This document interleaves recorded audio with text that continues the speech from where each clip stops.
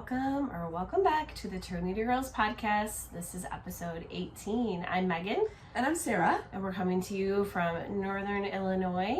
So again, thanks for coming. If this is your first time here, this is a knitting podcast. We're going to talk about our finished objects, our WIPs, works in progress, and anything that we've acquired, plus what we're reading and watching. And that'll be at the end after all the knitty content.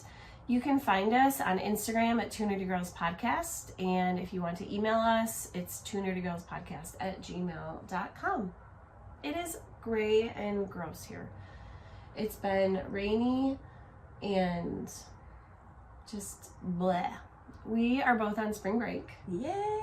So yeah, well, we always like to update you on what we've been up to since the last episode. So we'll dive in. All right, let's get started. What have you been up to? Well, it was spring break, and I went and spent my entire spring break in Michigan visiting my dad. And so while I was there, we went and saw Come From Away, as well as The Lion King. And we spent a lot of time doing some wedding planning since my dad's getting remarried in 2 weeks. So they were in need of some organization, and well, and it's been less time for you than it has been for both of them. Yeah, you're a little closer to the wedding scene. Yes. Yes. So I put together a notebook for them of different tasks. I left them with homework on what they needed to get done with due dates. So we'll see how all of that goes. All right. How about you? Yeah, spring break, and I spent the first part of my break up in Michigan. Some of it we spent together, so we'll get into that. But then for the part that I was doing on my own, I dropped my son off with my parents in West Michigan because my husband was going to be teaching all weekend, and while he would have been home at night, it just would have been a lot of long days for my son to be home alone all day.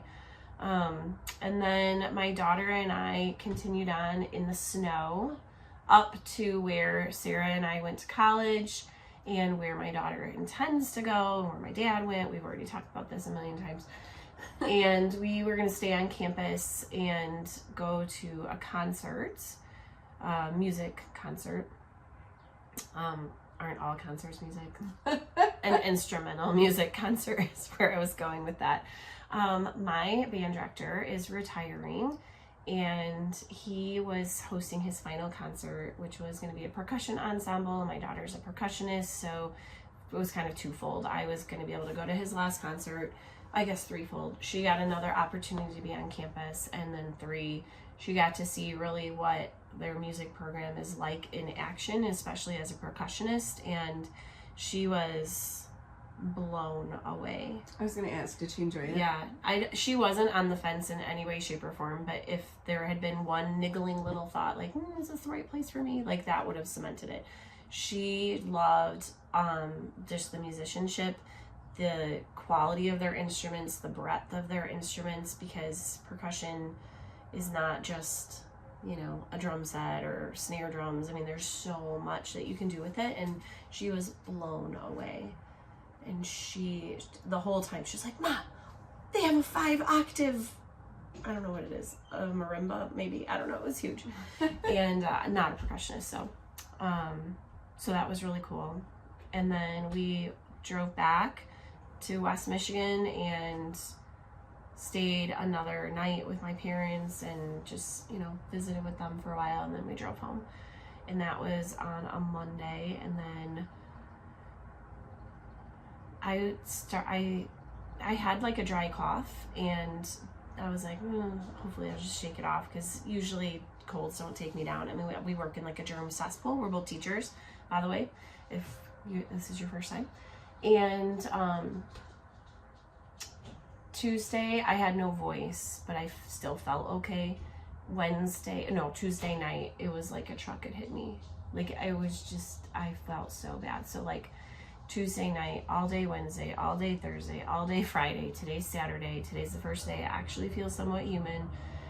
I haven't been taken down by a cold like this. I can't even remember. And I don't know if it's because I did have the ability to just not have to worry about it. Yes. And like, maybe if I had been teaching, I would have just, I know I would have just powered through. I would have kept teaching. That I would not have taken a day off at all. But I don't know if I felt this badly and I'm just distracted because I have to power through, or if I had, like, there was nothing to distract me. I was just home all day. It rained all week. Yeah, couldn't go anywhere. It was rainy, miserable. I was either laying on the couch or laying in my bed. So today's the first day I actually feel like really pretty good. My voice sounds bad, so I apologize for that. But and anyway. then in the midst of the fun weekend that you had, and I was with my dad and you were up with the college, we had a sorority reunion. We did. And went up and met with a bunch of women from chapters. What did they say? There were 17 from across the country. From across the country. Mostly Michigan chapters, but we had Hawaii, we had Ohio. Yeah, they were kind of from all over, but Kansas. Yeah, I don't even remember. Yeah, I think there was one from Kansas. There's definitely not 17 chapters in Illinois. I think there's like 9 or something. I mean, not Illinois. In Michigan. Yep. So anyway, yeah, it was our like international day. It wasn't just our chapters reunion, so that was cool. And that was fun. It was our first time going. Yeah, and it all just matched up. That one, it was during spring break. 2, there was already another reason for me to get up to Michigan. You were going to be in Michigan. Yep. Like all the stars aligned. I wouldn't say that's typically something we normally are like, let's go to our sorority reunion. And like, that's not typically something that we would do. It's not like we've gone every year. We've never gone, I don't think. Right. So, but it was fun, and we got to connect with some other women, made connections that were unexpected, that like odd things that connected us. So anyway, so it was fun. It was fun. It was a lot of fun, but I'm glad to be back home in northern Illinois in the gloom and rain. It's pretty gloomy. Yeah, sit in the windows over here. So. And just waiting for spring to spring. Yeah. I Yeah, guess. we in the Midwest, I mean, I've experienced this in Michigan and in Illinois, definitely in Illinois. You get like that false spring where there's those weirdly warm days in March and you're just like, oh, this is amazing. And then it snows. Right. I mean, we had, just a couple of weeks ago, we went from 70 degrees to a blizzard warning within 5 days. Yeah. But it had school canceled because of the blizzard warning. Yeah, we did not. It wasn't as bad down where I am. I'm about an hour south. It's just been rainy. It was rainy, like pouring rain every single day of spring break. So, I mean, I guess it was just fitting to just hunker down. Yep. Wallow in my sickness. This is only the second cold I've gotten this year. So I think I'm doing pretty well. Anyway, other things that we've done. We met up with our book club. Mm-hmm. We went to a coffee shop. Yes. We did. We went to a coffee shop the last time, and just a general rule of etiquette at coffee shops, however. PSA. If you're a single individual and there are open tables that seat 2 and you're sitting at one of the only tables that seats 8, read the room. Maybe move. Read the room. And it was crowded. It was so crowded. Yes. And this guy was sitting there with his empty beverage. Yes. Just oblivious to the long line of people waiting. And then our large group looking for a place to sit. Not large. There were 6 of us.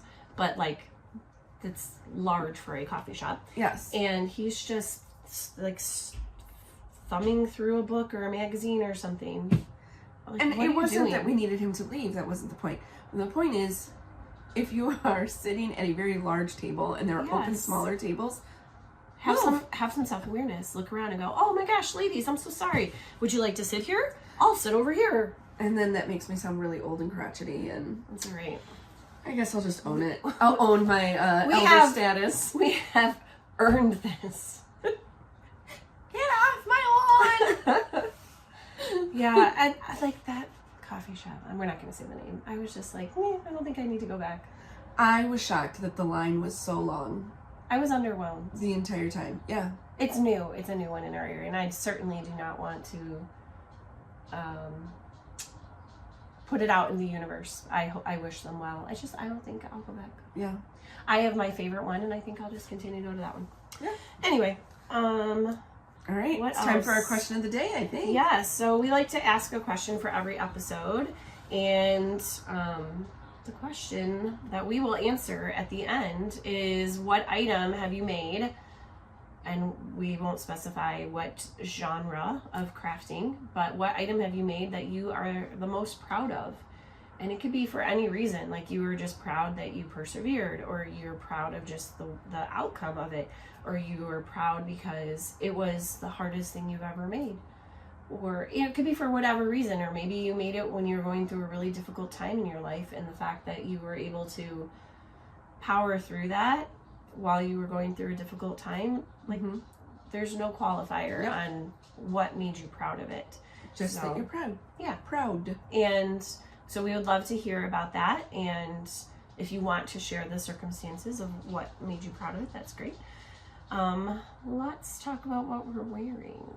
All right. Well, I am wearing, once again, one of my favorites.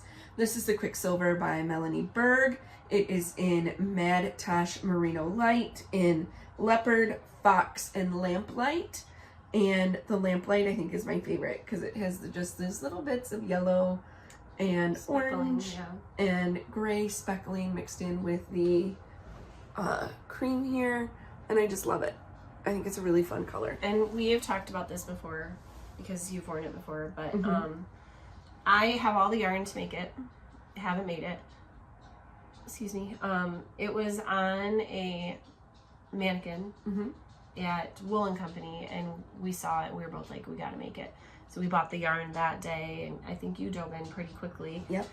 All of mine is skeined up. It's even in a bag. It is ready to go. It has the needles with it. Just haven't done it yet.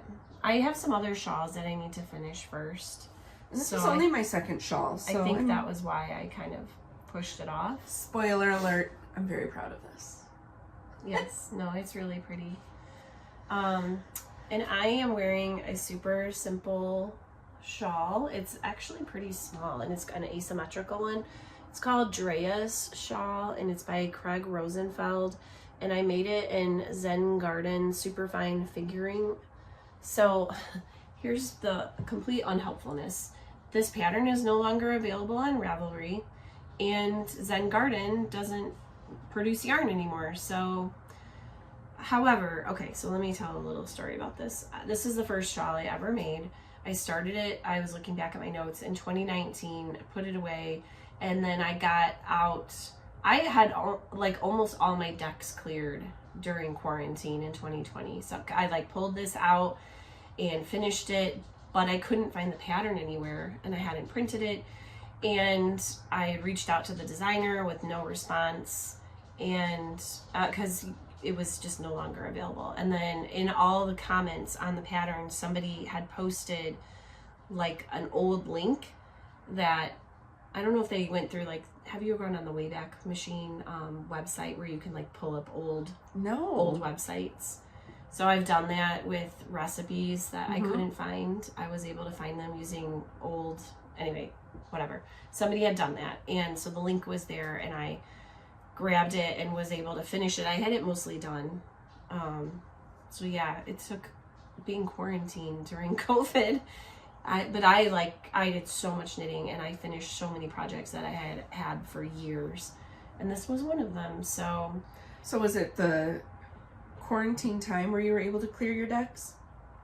Yes. Or were your decks cleared before then? No. I was clearing them about this time of year, because at this point in the year, we knew we weren't going back to school. They had called it for the rest of the year. Yeah, I just saw my Facebook memories because I journaled everything that happened every single day on Facebook, just so that I would have a record to go back to. And it was this past week that they announced that schools were closed until April 30th is where we were at right now.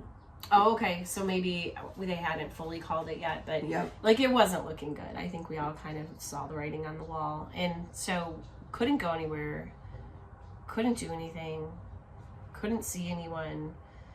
So yeah, I did a lot of knitting. I mean, I was still teaching online, and I did no knitting during quarantine. That's not true. I made a cover for my Swiffer. I was in a knitting slump. I was knitting a lot and grateful for it because the online teaching was terrible. I felt like, so I think during quarantine you were kind of divided into a couple of houses, like Harry Potter-esque, where you were either like doing a craft project, like knitting or crocheting, or I fell into the bread making house. Oh, yeah. I made a ton of bread. I mean, that's a good way to spend quarantine time, is eating bread. I would like to eat bread on a normal basis. Right. Oh, gosh. I kind of want to make some bread now. I love bread. Tomorrow's Easter. Maybe I'll make some. That's the only thing bread. I felt like eating this whole week. I would just make myself a piece of toast. Yeah. I couldn't taste anything. I don't have COVID. This happens to me every time I get a cold. I can't smell anything. I can't taste anything. It just happens every single time. So I don't have COVID. It's okay. So stop. It really is a cold. No, I'm teasing. Yeah, I was like checking symptoms, and like sneezing is not a COVID symptom, but I was like sneezing my head off before, and anyway, it's a cold. It's just a bad cold. Yeah, toast with butter. This is the only thing that I even care to eat. I have no appetite. Do you like toast with cinnamon and sugar? I do. Yeah, that was definitely a childhood favorites. staple. Yes. Do people eat that everywhere, or is that a Midwest thing? I don't know. All right, if you ate toast with cinnamon and sugar growing up, where are you from? Know. Yeah, where are you from? Is that a Midwest thing? Because that was a delicacy. Like, there are times I come home from work today, and I'm like, I have a little spice jar that I have cinnamon and sugar mixed up in that I just... You know what else is super decadent, but horrible for you, and my mom would let us indulge sometimes, and she gave us the idea. Peanut butter and butter sandwiches. Yes. Well, I mean, okay, if we're talking about decadent sandwiches, this one sounds weird, but it was one of my absolute favorites growing up, is my dad would make brown sugar sandwiches. Okay. So you would take white bread, has to be white bread. Has to be white bread. And you'd put butter on both sides, and then you'd put a layer of brown sugar on it, and then you would just eat it. Okay. And it so is... kind of along the lines of the cinnamon sugar. Yes, it was so good. Yeah. But I mean, my dad's family, anything that was brown sugar, maple syrup, like we were there for it. My mom said growing up she would eat, and my dad said too, so this must have been like just a thing from their Depression era parents, milk with like saltine crackers crunched up. We did milk and graham crackers. We called it graham cracker mash. They were all about it. They're like, it's so good, Megan. I don't know. I can't. You know what was really amazing? Like, is this just like an 80s thing? Does everyone do this? Graham crackers with like a tub of chocolate frosting.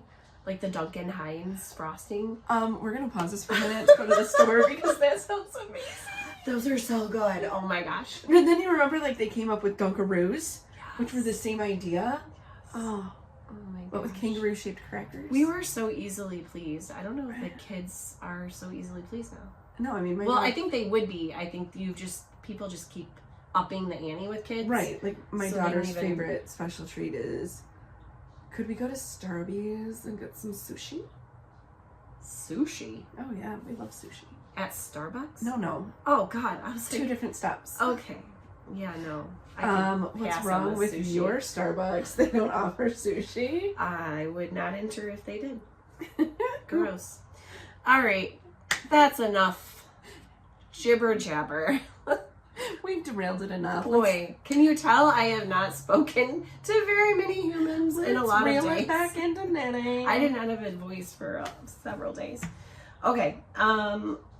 Let's do some FOs. Yeah, some FOs. So I have Granny Squares for book club, which we talked extensively about on the last episode, so I don't want to rehash it all, but we've been working on squares for our book club books that we've been reading that will eventually be made into a blanket. Go back to the last episode to see more and hear more about it. Our first book is Almost Sisters, and by Jocelyn Jackson. Mine are not quite done. I have not woven in any ends yet. And how many squares did you make? I made 4, Megan. How many did you make? I made 1, because that was one of the worst books I've ever read. I enjoyed it, so I made 4. Same colors, just different order. I like your order. That's fun. It was terrible. It was really bad. It was like painful to finish. And I did finish it. I will give myself the credit for finishing it. Well, we were talking at bad. book club when we were talking about it.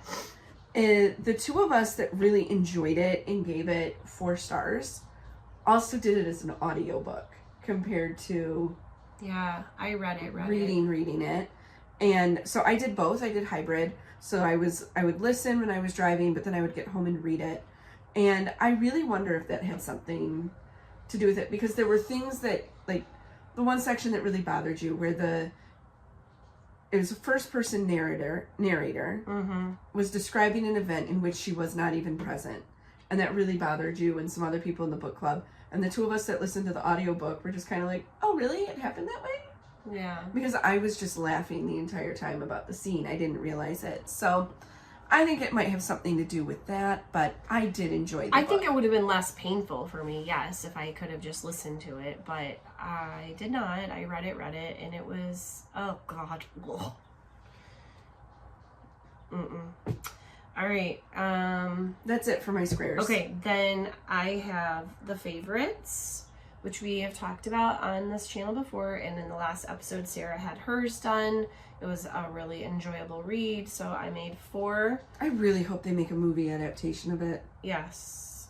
And there is a little Stelina. Oh, Stelina never shows up on camera. No, but both the black and the gold are Stelina. Because it is about figure skaters, so you have the awesome figure skating costumes, and the cover is a little glitzy, so that's why we went with Stelina. And it was a really good book, and I think we all enjoyed it. Yes. And that was a book club adjacent. We did not have that as an official read, but all of us read it, so it became a book club adjacent. We have had 2 book club adjacent books. I am taking my granny squares off my blocking board as you talk, so that's the weird movement that I'm doing off camera here. And then our February book. Yeah, I think it was February. It was called Looking for Jane. That was actually my selection. I actually had a good one this time, because my last one was Sounds Like Love. Fabulous. Another fabulous book. So this is Looking for Jane, and I really enjoyed it, so I made 5. I made 4 because I had a problem with the ending. I even passed it on to my mom. She has not started it as of last weekend, so we'll see what she thinks, because my mom is really interesting about books. Like, she stopped reading Lessons in Chemistry, which was a fantastic book, because I don't want to spoil anything for anyone, but there was a pretty significant event that happened that she just couldn't get past. Like, it was just like too upsetting for her. So she's like, I can't finish the rest of it, even though I try to tell her, like, you need to see the resolution, you need to see the character through and see how she overcomes this. And she was just, I just can't do it. So I don't know, we'll see what she thinks about finding Jane, or Looking for Jane. Looking for Jane. And then kind of along with those is, I talked about in the last episode how I was going to make some neutral squares to go in between my book squares, just to maximize the size of the blanket, speed the process along a little bit. This is going to be the last year that we do this. It'll be 3 years of books. Yeah. So we've only been working on it for 2 years, but we doubled up and went back a year and like caught up. So I'm fully caught up in all the books except for our April book. So anyway, I have made 9 of just a plain granny square, but it is amazing and tweedy. Yeah, it's got some tweedy bits in it. It's so pretty. So hopefully it'll pick up all the different colors of all the different squares. And then I will also do a border in that same color. So I try to do like 3 of these a week just to keep up on it. And I have never made a solid granny square, so I have to get that going. If you can do all the colorful ones, the solid one's gonna be easy. It's the slip stitch that makes me nervous. Oh my gosh. It'll be so easy. You got this. All right. So along with the lines of granny squares, I am working on a project called Granny's Best Cardigan, and I have been working on my granny squares for that. So they're all going to get sewn together and be in a cardigan. So they are all different combinations of neon with the black border. So my goal was to get 10 of these done. I got 8. So that is why I call them intentions and not goals, because intentions are easy if you miss them, and goals can be devastating. So Yeah. 8 out of 10 completely done. All of the middle sections are done for all 50 of the squares that I need. You're just working in the black. I just need to do the black edging, and it's just, I was naive and brought all of this with me to my dad's thinking I'll have plenty of time, and I had no time. I brought 2 knitting projects, I brought my crochet, and the only time I knitted was in the car.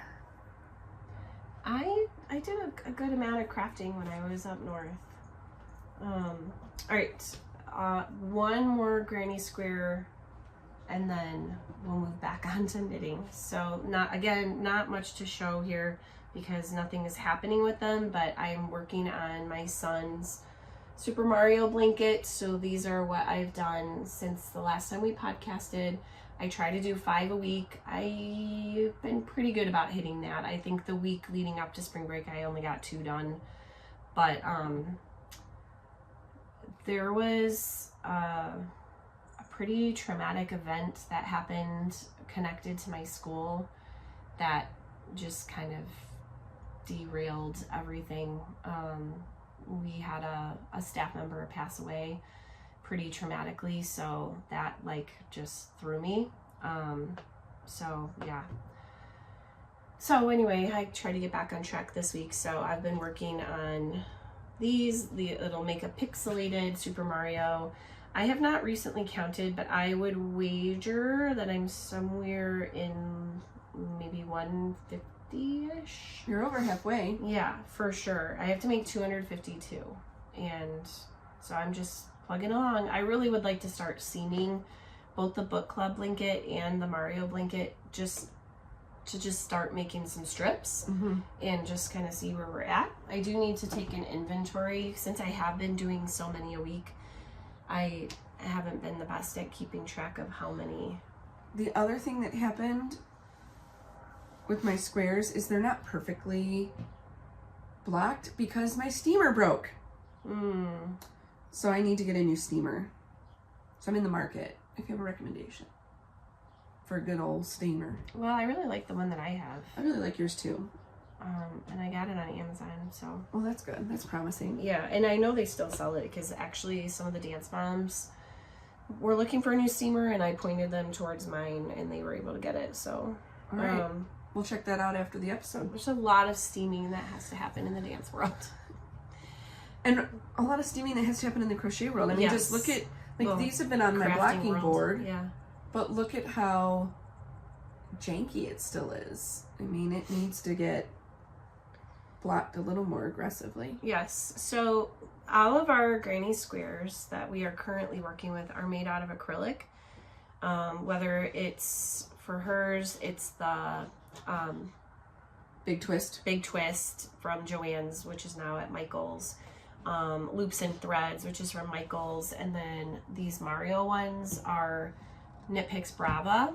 So because they're going to be high use blankets, we are using acrylic. We do not judge here, but just I feel like sometimes people make this a controversial topic. Okay, 1, we block everything pretty much, and 2, we always block acrylic. I've heard people say that they wash and dry and that's how they block it. You're steaming it. I mean, you're getting it wet, and the act of drying creates steam. If you don't want to wash and dry your item before you wear it, give it, yeah, you can just use a steamer. And I would say you could use the steam function on your iron, although I I think that's a little chancy. Mm-hmm. I would rather use a steamer. I would be afraid I would accidentally touch. Yes. And since it's hot and it's acrylic is plastic it's in a man-made nature. material. You do not want to get it too hot. I think a steamer does a nice job. So then we both have this device, which you can take out the pins and set them however you want. But then there's all a grid of holes, and then your square goes on top, and it just stretches it out. Yes. So then when you it's have steamed, so that it's a little more pliable. And you have uniform squares. I'm going to show you. I'll just talk about them next, unless. No, go for it. Speaking of acrylic and steaming, I am working on a project. It's a gift project where I am making some hats to give as a gift. I'm not going to say the details yet, just in case. I don't think. In case someone's watching. Yeah, I don't think any of them follow this channel because they're not crafters, but just in case, I'll leave those details. But I am making the easy cabled hat. And I have 2 of them done, and I'm using Knit Picks. No, I'm not. I'm using Loops and Threads Charisma, which is a bulky weight yarn. So this one is, it's getting a little washed out, but it's like a purple and gray. It's really pretty. And 1 skein is enough to make 1 whole hat plus a little baby pom. There is a little bit of room at the top. I think if I was making it for me, I would eliminate 1 cable section. But when I was discussing it with my mom and she was trying it on, she was like, no, I think you should leave it because if someone has longer hair, Yeah. They're really pretty. Thank you. So this one is just so dense. It is really dense. The difference, feel the difference. Oh, yeah. So I don't think I'm going to make another pink one. I have some more of the yarn, which I'll show in acquisitions. I feel like I like the fabric of this one better. Same yarn. It has a little more stretch. Just a this different one is color. Just very... It's so dense. Same needles, same everything. Your pom looks great. Thanks. So they come together pretty quickly. I think I have 2 different paths I can take. One path is less hats, and one path is more hats. And I'm not sure. Wow. I'm not sure which one is going to be feasible. I think probably the less hats. But also I am getting some custom tags made on Etsy. And so once all of this comes together and they're gifted, and I'll explain what's going on with that. But so I have 2 done, and I potentially need 4 more if I go with the route of less hats. Less hats. But the more hats route you would need? 14. I don't think that that's going to be super reasonable. And it would be, I would have until the end of May, early June. Probably more to do 2 hats a week. End of May. So you'd probably have to table everything else to do 2 hats a week. Yeah. So I think maybe not. Yeah, if I didn't have my hair curly today, I'd put on one of those hats, but hats and curly hair. You want me to put one on? Sure. Which one do you want to wear? Give me the purple. Okay. Just so you can see, fit wise. Yeah, this is nice. So, I mean, there's a little room at the top, and I don't think it looks bad. No. I mean, like you said, if it was for me, I do Yeah, I like a more closer fitting. But you could someone could slouch it and it would be fine. Or if they had more hair. Right. Because you have your hair pulled back. So. Right, I don't have a whole lot of hair going on right now. So that is... I pulled it back so it wasn't constantly getting tangled in my scarf. Because that's uncomfortable. Alright, next FO for you. I finished the Waiting for Winter mittens that I made for my husband, which I intended them to match his navy blue parka that he wears. You did not just say parka. I did when he goes hiking. His big old jacket. His big old jacket, his parka. But he no longer has that parka, and I had no idea that he got rid of it. What? And his new one is big and puffy and gingerbread brown. So these don't match anymore, but... He doesn't care about that. He doesn't care, and they look... I meant to make them Detroit Tigers-esque. I think they look more like Ravenclaw, but blue and gray, classic stripes. So this is with Highland wool in suede, which is the gray, and I wrote Highland blue, but I don't think that's the right color. I'll have to look and see. And I was really happy with them. I struggled with the thumbs. This time, I don't know why, but I ripped the thumb out about 4 or 5 times before I was happy with it. And I also ripped the top off of one after I finished it because I didn't like the way that it was not, they were not twins, they were cousins, and that bothered me. So, well, they look great. So thanks, I'm really happy and with now them. he can wear them. He enjoyed them, and you know, I was hoping to finish them the day we had our blizzard warning, but I finished them that night, so he couldn't wear them to move the 10 inches of snow that we had. Understands that if he gets them wet, they need to air dry. I've explained that. Like, they cannot go on your vents in your car. They cannot get thrown on the register vents. Because, I mean, that's what you do in the Midwest, right? You go out hiking, you get wet, and we always put stuff on the vents just to dry a little bit. And these cannot do that because they are 100% virgin wool. He's going to felt those bastards. He might. He might. But I was really happy with it. It's a very toothy yarn. You can feel the lanolin when you're, right? Is that lanolin that I'm talking? Yeah. Yeah, you can feel that as you're working with it. So I have a lot of this left over, and I will be making something else with it. I just don't know what yet. Because I did enjoy it. The cuffs look really big. They are. But when you put them on, they didn't. No. And which it's fine if they're a little big because they need to go over his watch when he's hiking. His big Rolex. Yeah. That's it exactly. No, his Android version of an Apple Watch. And so, I mean, they're not big on here. No, they look fine. It's just when they were laying there, they just looked. My other pair of waiting for winter mittens are the same. Okay. Where there's just, and I guess like if I was to do it again, I wouldn't necessarily, maybe I would just not block those as much, like I would not get them as wet. Yeah. But no, they fit fine. Okay. That is a great pattern if you need a just super simple mitten pattern. Waiting for Winter by Susan B. Anderson is a solid pattern. Or a striped one. Or a striped one. Okay. Since we've only made striped versions of it. True. Well, I made that Pharaoh one. With stripes, right? Right, but I didn't have to actually do anything. You didn't have to actually stripe it. The yarn did all the work. I also made another hat. Plug for our hat episode. We do have an episode where we just talk about hats. Because clearly we love them. We really do love a hat. And was this one in there?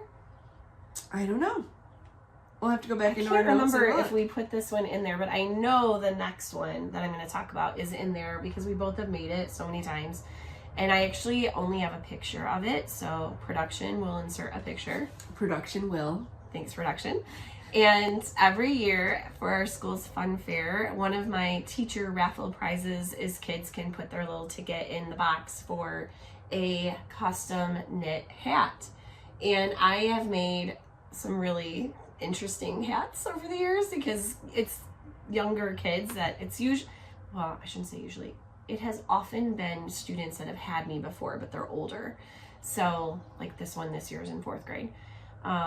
But I've made a chicken, I've made a rabbit, I've made a minion, I've made a Pokeball, a cupcake. I mean, just all sorts. You did matching best friends hats. Yes, which never got gifted because of quarantine. So, my winner this year, his family's from Michigan originally, like his parents, but he's a Green Bay fan. So I kind of predicted he was going to say that, and I like grabbed him in the hallway one day, and I said, "Hey, I need to know what you want for your hat." He goes, "Packers." So I said, "Okay." I kind of figured. I said, "Do you want green with yellow or yellow with green?" He said, "Green with yellow." And at first I was thinking I would just do like some thicker yellow stripes on a green hat. And then I was looking at a Packers jersey, and the neckline had a yellow stripe, a skinny green, a white stripe, skinny green, and another yellow. So I thought I would replicate that. So I did that, and so you can see in the picture, hopefully. And when I gave it to him, he was like, "Oh, this is gonna match my jersey." He was very excited. And my classroom looks out at the playground, and he's super into football, so he was out playing in the playground yard and was wearing the hat. Like, he didn't have to. He could have just shoved it in his backpack, but he did wear it outside at recess, and he was very cute. So he was very sweet and appreciative. So, oh, I never said the name of the pattern. It was the Beanie by Nice and Knit. And I think I've made this 4 times at this point.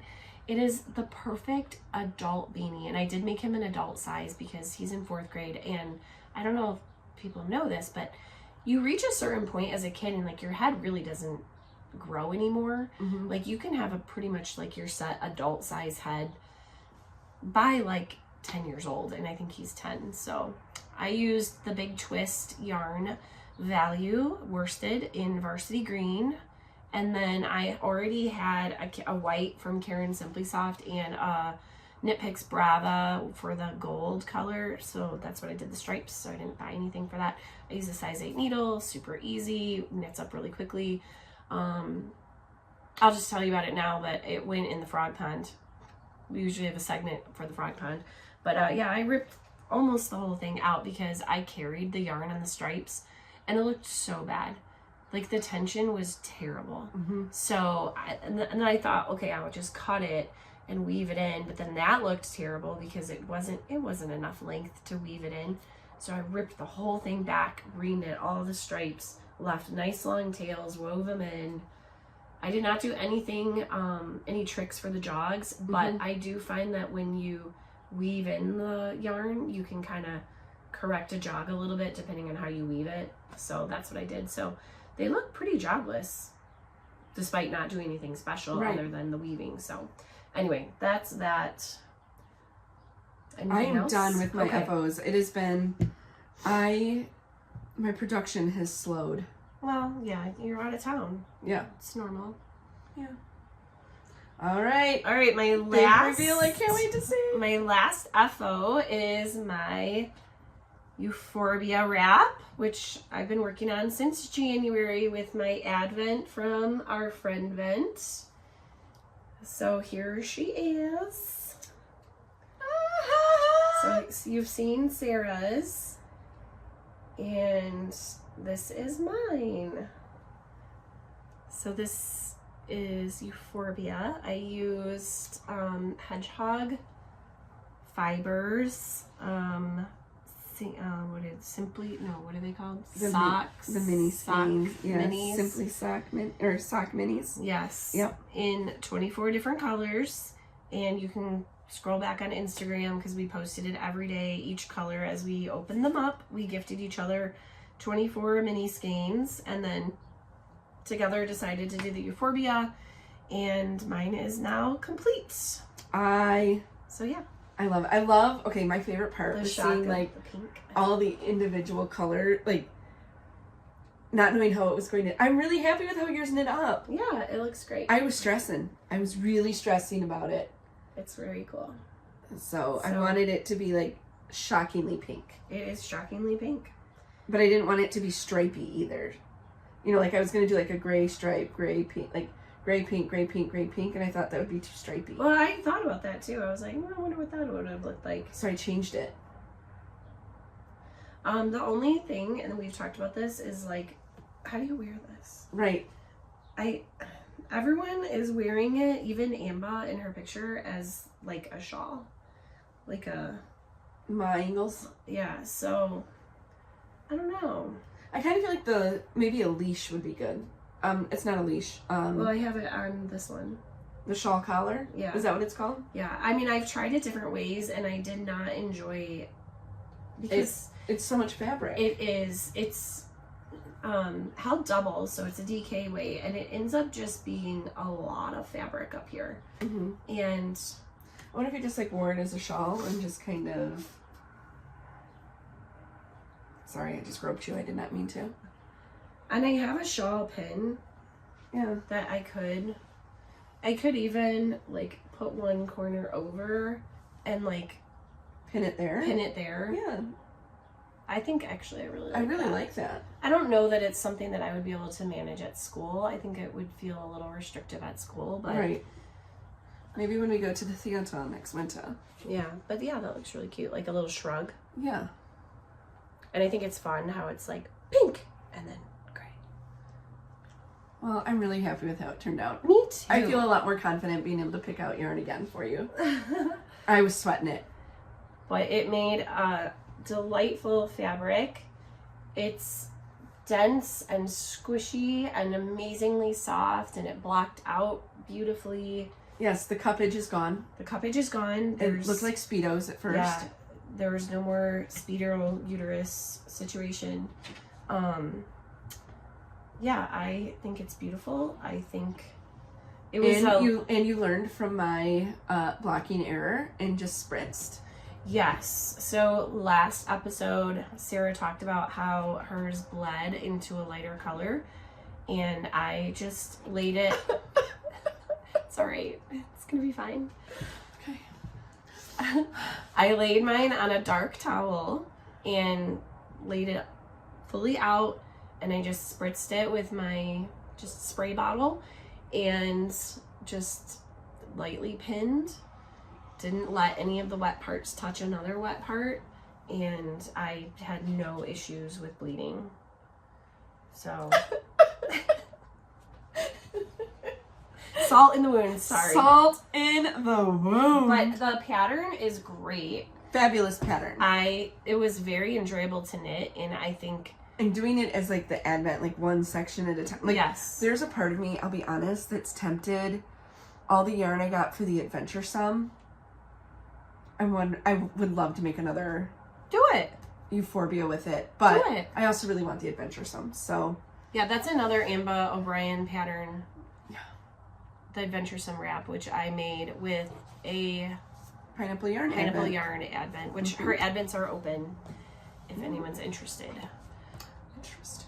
All right, what do you got for whips? Right, we're moving into whips. Whip it. I have 2 whips that I have been working on regularly. Okay. The first is the Wildwood Shawl by Kay Jones. It is the Advent shawl for patrons, which we both are, and so I am on the repeat of my colors. I'm actually not in the middle of a row. Alert the news media. So let me just give me a little excess yarn there. So here it is. My needles are too small. I need to move to bigger needles, but I'm using the bigger ones, so we just keep squinching it up. And so I'm repeating the green right now, the guacamole, and then it'll go into the white. I am not a huge fan of the Sedona and the guacamole together. I feel like it is very 1970 something. Yeah, like a 1970s kitchen. Yeah. Living room couch. Yep. But my mom would have been like, oh yes, this is gorgeous. This is the best. Throw in some yellow. I've got some almonds. Some Harvest Gold. Yeah. She would have been all over it. But it kind of goes in with, I was looking for a very earthy, national parks-esque vibe, so I'm happy with it. It's just not something that I would purposefully put together. And so I have to repeat all of the colors again in stripes, and then I get into a fun feather and fan style lace edging, which will be great. Somebody just posted their finished one in the patron group, and she had it laid out on the bed. It's huge. Right. I mean, we figured it would be a schlinket. It is. But then just seeing it all finished, I was reminded of just how beautiful it is and how simply beautiful. Mm-hmm. So it's one that like this has just been a really enjoyable. And the yarn is delightful. Yes. So it's Loops and Threads Luxe Merino, which is a wool blend. And we have 5 colors. So I have avocado, which is the green that I'm working with. I have sand. I have Sedona, which exploded. Navy, and then white, which is actually, it reads a very creamy white. Like it's not like a stark snow white. And I really am happy with it. I can't wait to keep working on it. We have 3 colors to say? Yes, our navy, avocado, and sand are the same. Yeah, and then I have pink and light blue. Light blue. Yep. So that cousins, is not sisters. Yes. Or, sisters from different misters. Maybe.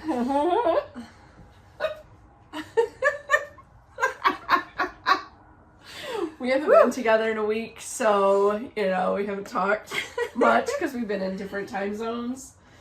All right, my next whip is also from Kay Jones of the Bakery Bears. This is the crochet jelly roll, which I have been... You have been working on. Steadfastly working on. Oh my gosh. The first time I ever talked about it, I had this much of the red Look strip at how done. it reads on camera. And then, so red is done. Your pinks are done. Pink is done. This is making such a heavy fabric. It is. And then now I'm in the oranges. Look at that. So it'll go red, pink, orange, yellow, green, blue, purple, and then repeat. So it is a linen stitch. This orange looks really ugly on camera. I promise it's not that ugly in real life. It looks like, it doesn't look so odd in real life. I am using a G hook, and I am using either minis or leftovers. The only colors I bought were some reds, which we've already talked about, but I would say primarily I'm using pineapple yarn. This she's the most dominant dyer. Good. But you have some Lolo Did It. There's some Lola Did It in there. There's some hedgehog fibers, but mostly it's pineapple yarn. Okay, I need to start this. It's really enjoyable. I at first had set myself 10 inches, and then I was like, oh, I'm blasting through 10, I'll make it 15. And then 15 was just kind of too much to be able to get to everything like for the week. So I went back to 10 because I would rather overshoot 10 than constantly undershoot 15. This looks so good. Thanks. It's really enjoyable. And it's super easy to just pick it up, do a few rows, put it back down. Okay, so we need to plan a library day so that we can work on this. Okay. Because I just need a little bit of reassurance when I'm starting a new project and a new craft. It's all good. I will bring my whole bin. I have an entire bin of yarn all picked out with all the colors. Mine is currently living in the box that you gave me with my Advent.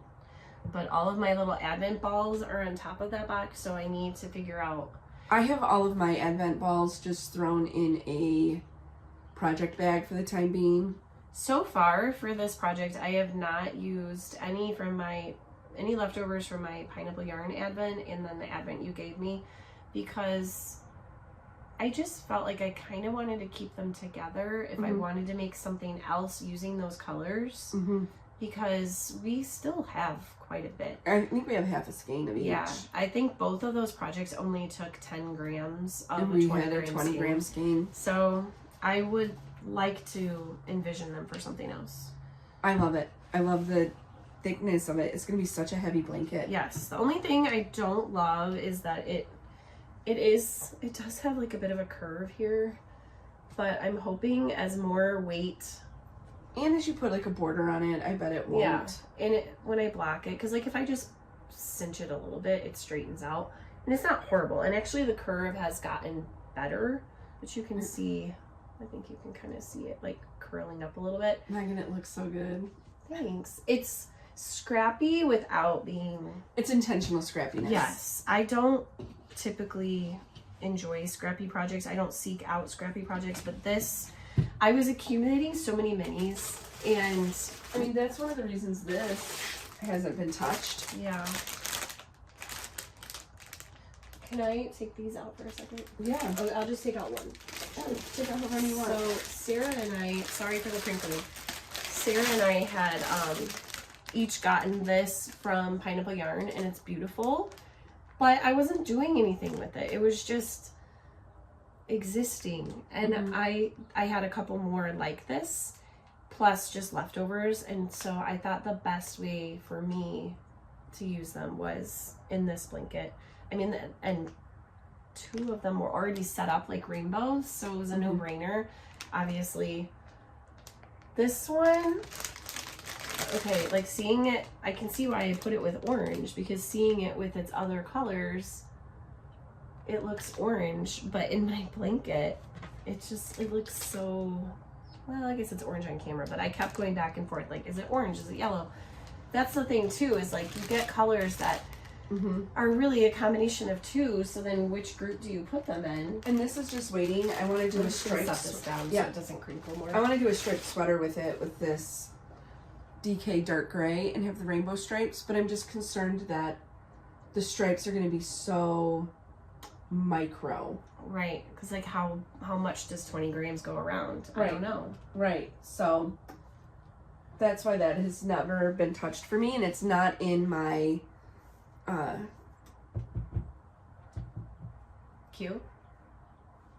What is this?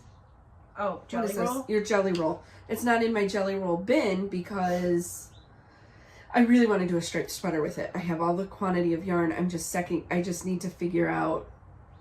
I think you could do the stripe hype since you already know that pattern, but I think you would be happier if you pulled some of your full skeins of pineapple yarn and striped it and put these in a different project. Yeah. I think with the minis, to your point, I just don't think you would get... You're going to be... I don't know how much of a stripe you're going to get going around your full circumference with a 20 gram mini. Right, exactly. So... And I am like horrifically bad at yarn estimation. Never ask me to tell you how much yarn you're going to need. I will underestimate it every time.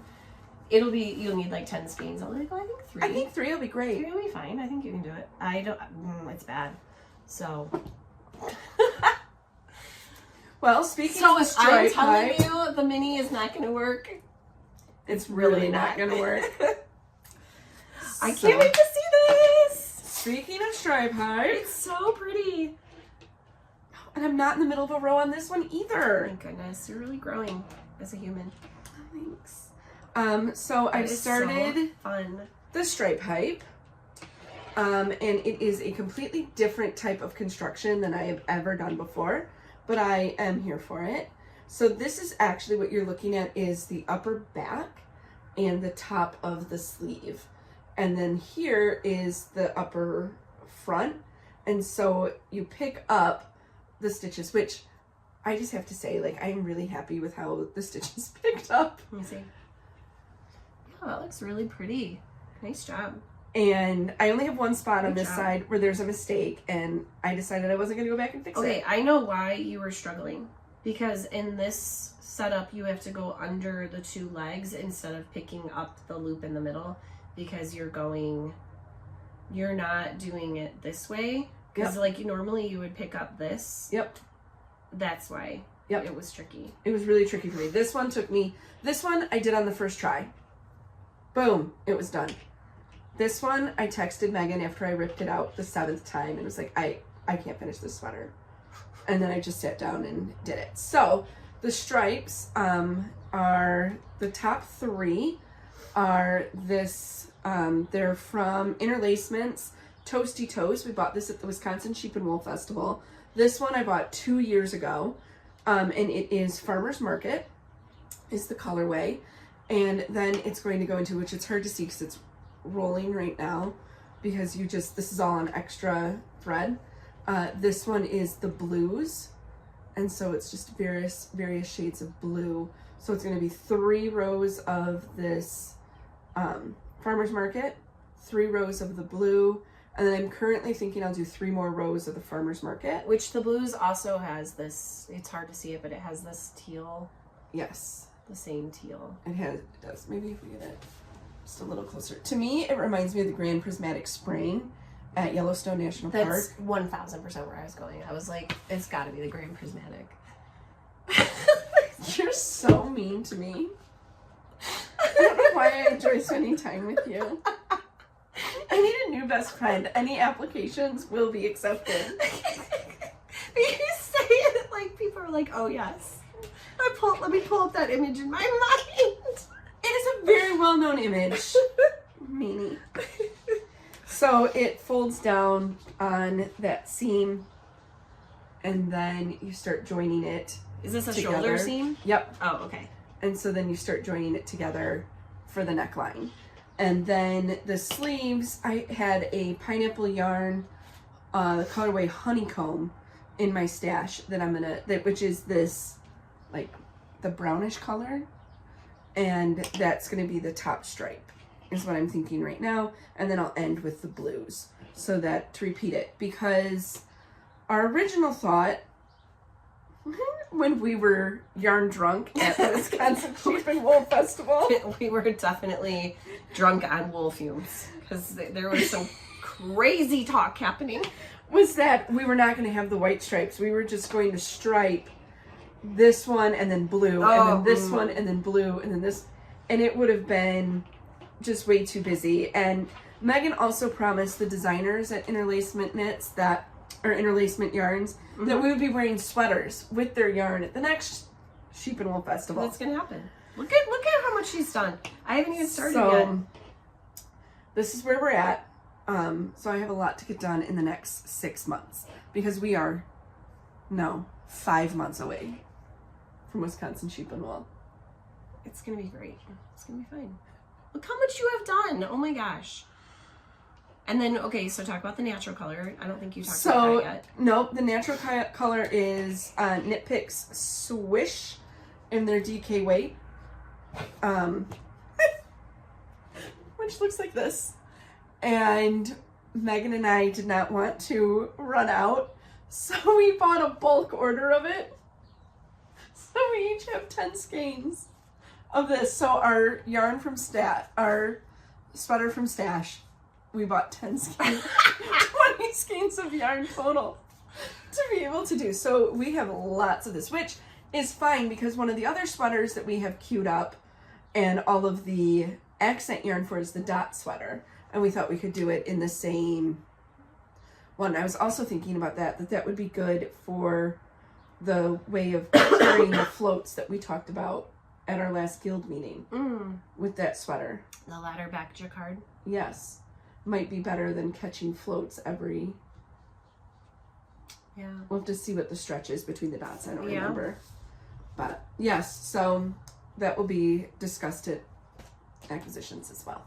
Okie dokie. All right, what's your next whip? I started a third of the cabled beanie, and this time it's in this dark gray yarn, which is called charcoal. But here is the label, the Knit Picks. Sorry, why do I keep saying Knit Picks? Loops and Threads Charisma. It's a bulky weight yarn. It is 109 yards and for 100 grams. So like I said, I can make one hat plus a small pom-pom. So I did one cable so far and just moving along. You knitted on an 8 for the ribbing and then a 10.5 for the rest of it. And then I have it in this cute little gnome bumblebee bag that I got at Roland Company years ago. We got it at the same time. Oh, look at us. Unplanned. Same bag designer. maker. Her name is from Pete Moss Novelties. Pete Moss Novelties. Which what? Crazily enough, mine's in my National Park bag. Does it have the prismatic springs on there? You know what? Stay here. You stay right there. Okay.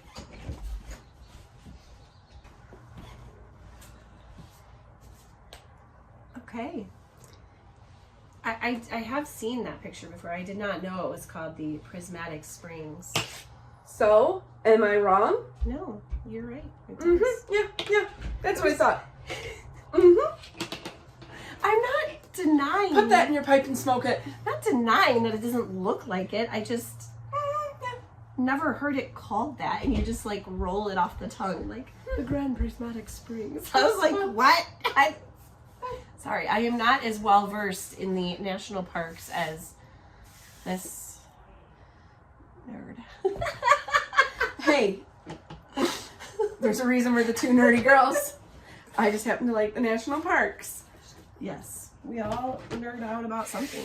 Yeah. Which I don't think we've ever talked about why we even named this channel Two Nerdy Girls.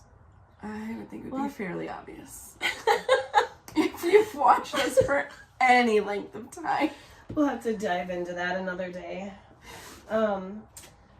Any more? That is it for whips. Okay, my last whip is my Hue Shift blanket, which I have been trying to work on a little bit every week. This one, I would say if there's one that does not get as much attention as all the other intentions, it's this one. So I am not as far along as I would prefer to be. And again, the graphic of it on camera is just so fantastic. I've talked about this so many times. I won't beat a dead horse, but it's called the Hue Shift blanket.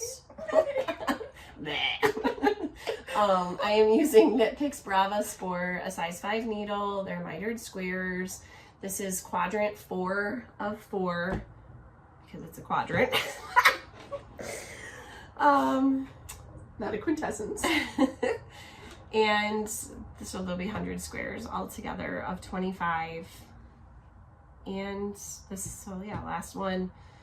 I after this square, I have 12 more I think I have to do. And there's my hair knitted into it. That's awesome. And then I have to sew the 4 quadrants together and pick up stitches for a border. And your border's burgundy, right? Yes, it's like a wine color, I would say. So yeah.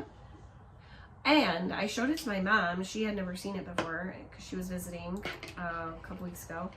And I showed her the rainbow one that I had made, which she hadn't seen for whatever reason. And then I was like, oh, and I'm making this one too. And she goes, and what are you going to do with that one? And I said, I don't know. It'll be in my living room somewhere. And she was like, or you could just give it to me. So wow. Yeah. And then I told her I had a different idea for her for a blanket. Oh, yes. Which I think she will love it. She will love it. She will love it. I'm not even going to entertain the notion until all of the blankets that I have going right now are done. So you have this one. You have the Mario. You have the Mario. You have the striped Felici one. Yes. Are you considering that one to work on? Or are you okay with tabling that?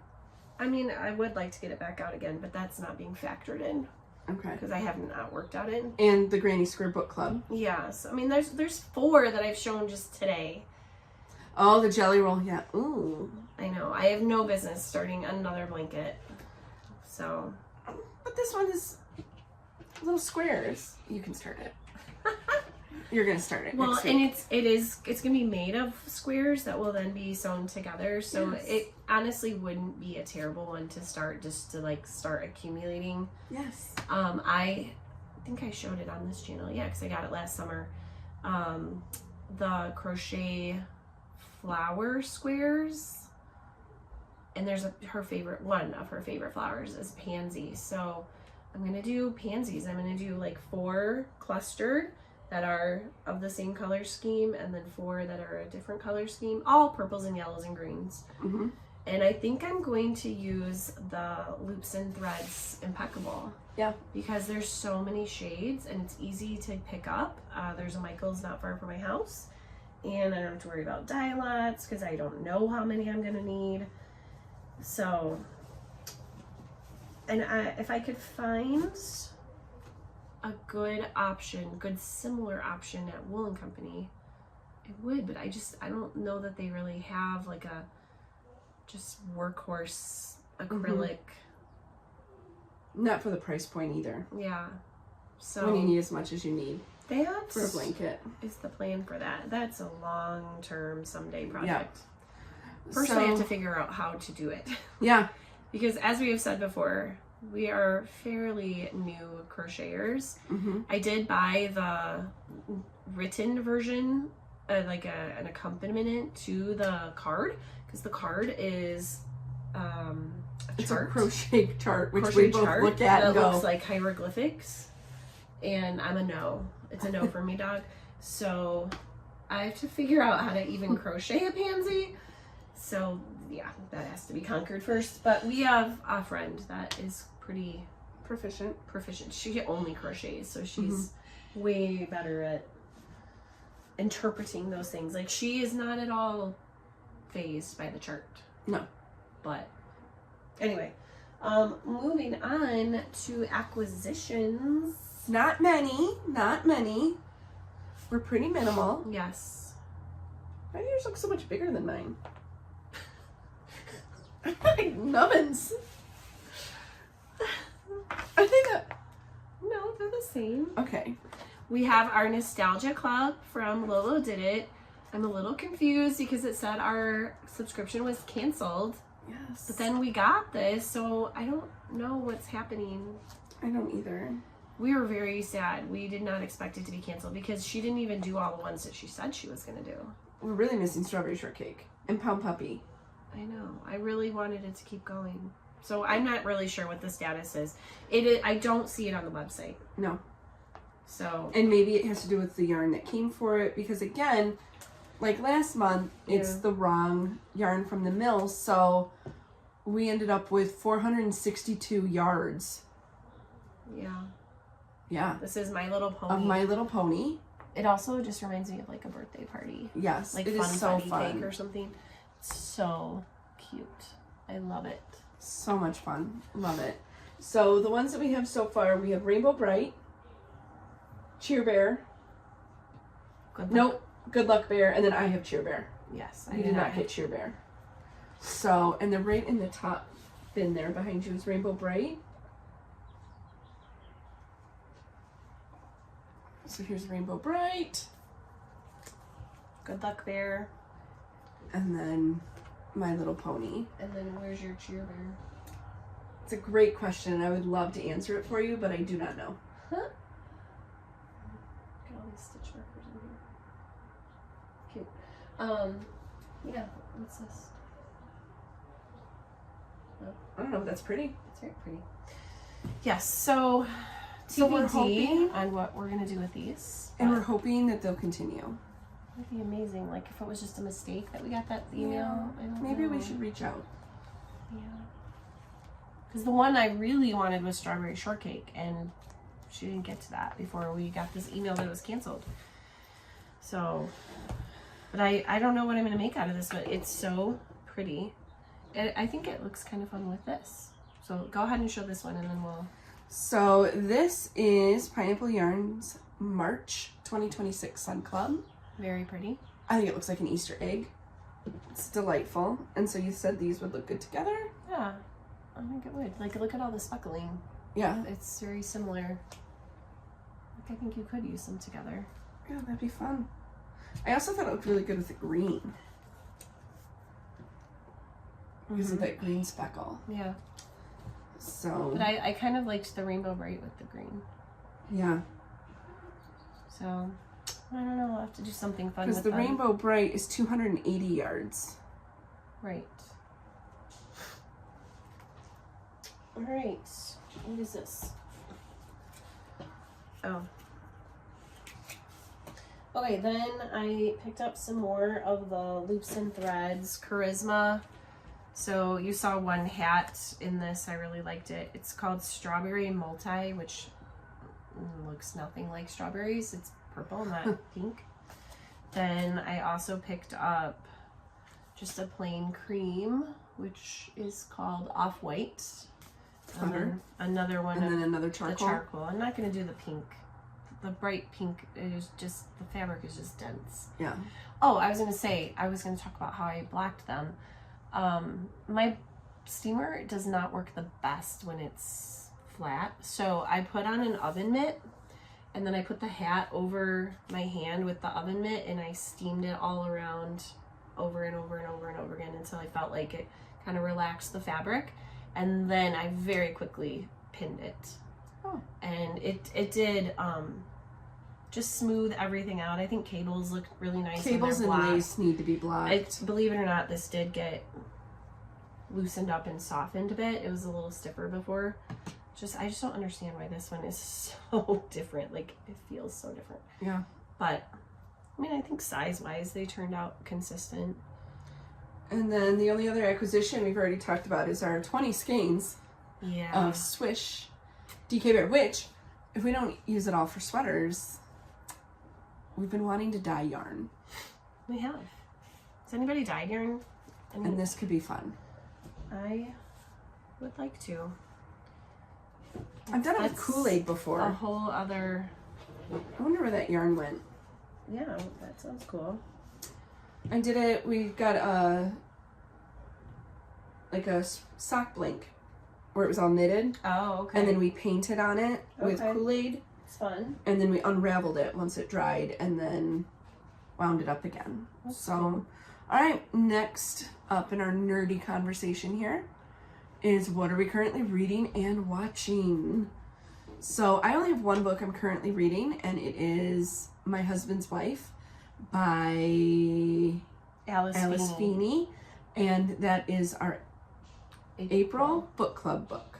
Yes, which I just got my hands on a copy. So I have not started it yet, but I will very soon. I'm enjoying it. Currently reading for moi is The Dead Romantics by Ashley Poston. So far, so good. Don't think it's going to go the way of Sounds Like Love. So far, we'll see. I do typically like her books. Then I tend to have a physical book, a Kindle book, and an audiobook. So Dead Romantics is my physical book, loaned to me by Miss Bruce over here. Then my Kindle book is The Disappearance of Astrid Burkhard, which I've been trying to not do as many Kindle books and reading physical books, but this was a Libby hold that came through, so I'm trying to get that one done by Natasha Lester. And then my audiobook is Everyone in My Family Has Killed Someone by Benjamin Stevenson, which is kind of like a classic mystery novel. Not enjoying it. I'm not enjoying it. I really want it to be done. I'm going to finish it. I borrowed it from Libby. I just, no. The title obviously is very compelling. Like, right. Oh my gosh, really? Everyone in your family has killed someone. But the mystery is so convoluted, and it is not interesting to me in any way, shape, or form. So I can't say I recommend it at this point. I just realized I didn't write down any of the authors' names for my finished books. So we will just slog through it, and let me see if I can pull things up while I talk. So let me pull up my book tracker here. So the first one that I finished it's actually the last one I finished, but I really, really liked it. It's Project Hail Mary by Andy Weir, and it's currently out as a movie. I need Megan to watch it. With Ryan Gosling, I need Megan to read the book, but I'm really nervous because I am pretty certain that Megan is going to give it a boring rating and will not finish it and will DNF it, and then... But I loved The Martian. Like 5 stars, loved it. And Misty said that she liked Project Hail Mary even more than The Martian. Yeah. Did you like it more than The Martian? I DNF'd The Martian. I loved The Martian. It was so good. I would totally reread it. So I'll try it again, but Project Hail Mary, I loved. And I did it as a hybrid where I listened to the audiobook while I was driving to Michigan, and the audiobook is fantastic. Fun fact though, the audiobook is only available on Audible. Yes. You cannot get it anywhere else. Nope. Same with The Martian. Because I was going to listen to The Martian on the way home. I also finished What Kind of Paradise by Janelle Brown. Which I'm on the hold list for. And it was very interesting. Takes place in kind of like the beginning of the internet age. And so it was just a fascinating story. And then Heart the Lover by Lily King, which I also enjoyed. And Big Fish, which is one of my favorite movies. So I decided to read the book by Daniel Wallace. And I don't know if I would have liked the book better if I would have read it before I watched the movie. But because the movie is one of my favorites, it's completely different than the book. The book is only 196 pages, so they have to add stuff in. But it just was kind of a letdown. So I'm not sad I read it, but I won't read it again. All right, and finished since the last time we podcasted, I read The Berry Pickers by Amanda Peters. I ended up giving it 4 stars because I felt like it was well written. If I was going to rate it just on my enjoyment alone, I would have given it like 2 stars. But I didn't think that was fair to the author, because the reason it's 2 stars for me as far as enjoyment is because it is It's heartbreaking. Beyond depressing. Mm-hmm. There is nothing happy, enjoyable, pleasant that happens to any one of these characters. And I knew on some level, because it's about an indigenous child who is part of a migrant family that picks fruit, and they travel from Canada into Maine to pick fruit, blueberries, obviously. And she ends up getting kidnapped by a woman who is grieving children that she has lost, pregnancies that she has lost, and she's very mentally ill. And so while the child is never abused or neglected, she's in a home that's just sick, like mentally ill, and it affects her whole life. And then the family that has this baby, well, she was like not a baby, she was a toddler. Wasn't she about 5? Mm-hmm. So when she gets taken from them, that has a devastating effect on their family. Can you imagine never knowing what happened to your child? A body was never found, alive or dead. And so it just had these ripple effects in their family, and horrible things that happened to them and horrible things that happened to her. And it was just so depressing. And I knew that it was going to be obviously a darker story, but it is not uplifting in any way, shape, or form. It is depressing. And it like sucked joy out of me. But it has nothing to do with the way it was written. The author did a beautiful job of writing it, so I didn't feel like it was fair to rate it low just because she chose to write about something sad. And it made you feel the feels, so it's clearly a well-written book. I mean, it's better than the next one on your list. I don't think I'm glad I read it. And right now, I don't think I'm glad I read it, and I don't think I would be running out to recommend it to people. Yeah, and I finished The Almost Sisters by Jocelyn Jackson. Terrible, stupid, don't even. 1 star, bleh. Okay, then I also read First Time Caller by B.K. Borison, which at the last podcast I was like, it really is a Borison. It's B.K. Snorrison. And it was okay. It got better, but again, I think it was like a 3-star read for me. Meh. Yellow Wife by Sadiqa Johnson, fantastic, 5 stars. That is about an enslaved woman who basically gets bought and sold to a jailer of enslaved people, and he's cruel and horrible, and she is like the mistress of the prison. He treats her like a wife, but she is his prisoner. I mean, so she lives a more elevated life than a lot of enslaved people at the time, but make no mistake, like she is still abused, and she's in her gilded prison. It was fascinating, very difficult to read at times. And then just a fun fluff book, Overkill by Sandra Brown. I've been reading her books. From the time I started reading adult books, I was reading Sandra Brown, so she's still pumping them out. That one was just okay. Nothing fantastic. She used to be really good at like doing twists, and I just don't think they've been as good. Her more recent books. So, and then I DNF'd One by One by Ruth Ware. It was not working for me. Why did you read another Ruth Ware? We didn't enjoy the first one. I've read other ones by her, like we read one as a book club where they're like on a bachelorette party. We read that one, The Woman in Cabin 10. I've read other ones by her, but this one was just really boring. Am I not thinking of the right author then? You've read The Woman in Cabin 10. That one was probably her most famous one. And then we read, I'll have to look it up, but we read a wooded book club that was by her. Wasn't it In a Dark, Dark Wood or something? No, that was Tana French. Oh, I'm sorry then. But there was something about woods in the one that we read for book club. Okay. But different author. Okay. So this one was about people that get snowed in from an avalanche, but like one by one people are dying, and they can't figure out who the murderer is, but Are they eating each other? There's no cannibalism. Darn. Yeah. That then. It's not the Donner Party.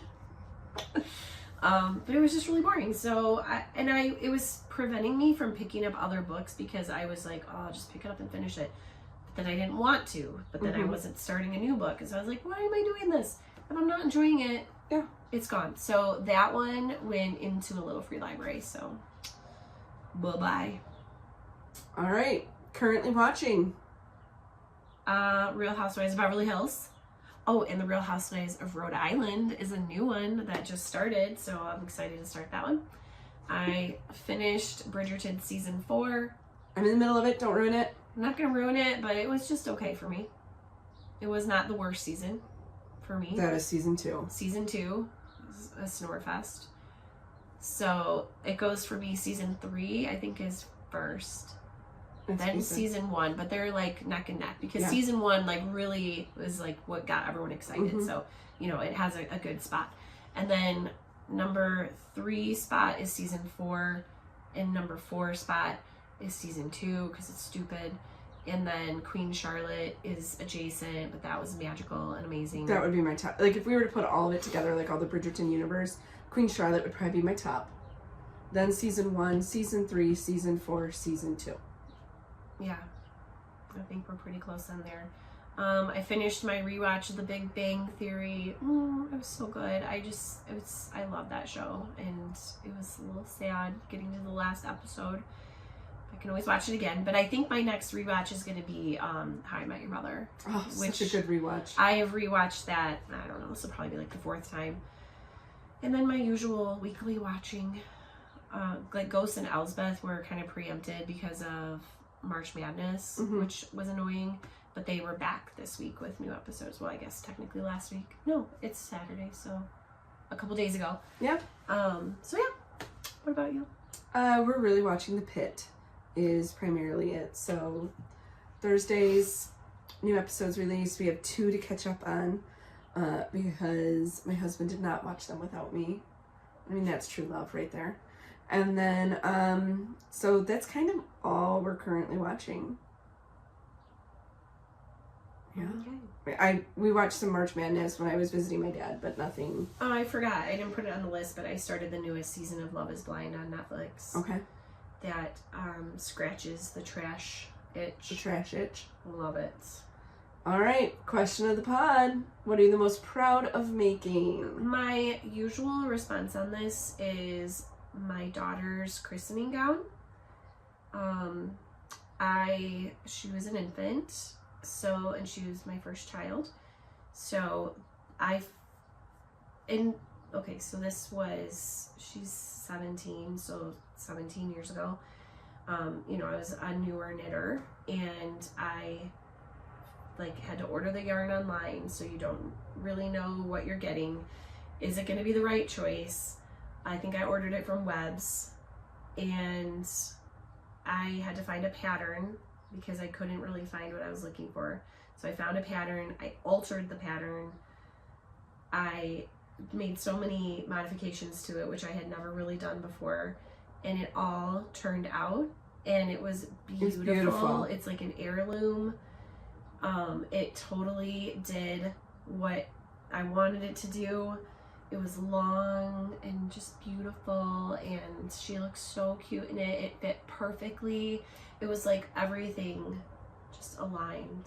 And someday I hope that someone else will get to wear it. Neither of my children are very religious, and I'm not deeply religious either, but having my children baptized was important to me because I had been baptized, and so I don't know that my children will use it as a baptism dress, but hopefully they'll at least take their baby for portraits if they choose to have children. So I made my son's baptism outfit as well, and his was just super cute, and I did alter some stuff on there too. I was very proud of that, but this one I was proud for so many reasons. I did it while I had a newborn. I was just proud of myself for figuring it out and turning it into my vision. Yeah, when you couldn't find something that matched your vision. maybe we will put in a picture. Yeah, definitely. I think I have one without it on the baby, because I just don't put pictures of my kids out in the universe, so I think I have one without the baby in it. So I think we probably pull it up on Ravelry even. Yeah. And take the picture from there. Yeah. So I'm actually wearing one of the things that I'm the most proud of, and the reason is perseverance on it. I was knitting this with a new puppy, and my other two dogs could care less about my yarn. Like, it was not a big deal, but the puppy loved yarn and still does. So I have to keep everything locked up and put away. And I had never really done yarn overs that were in the lacework here, the striping. There was just a lot. I'd never made it. It was only my second shawl. But Fiona, the dog, grabbed my project and ran around the house with it. I came home and it was in shambles all over the house, and I was able to put it all back together. I had to order another skein of the lamplight because the lamplight had been chewed up. So then I worked on it for a while, put it away, pulled it out to work on it another time, and I don't know what I did, if I set it on a coffee table, left it on an end table, but Fiona ate the knitting needles out of it.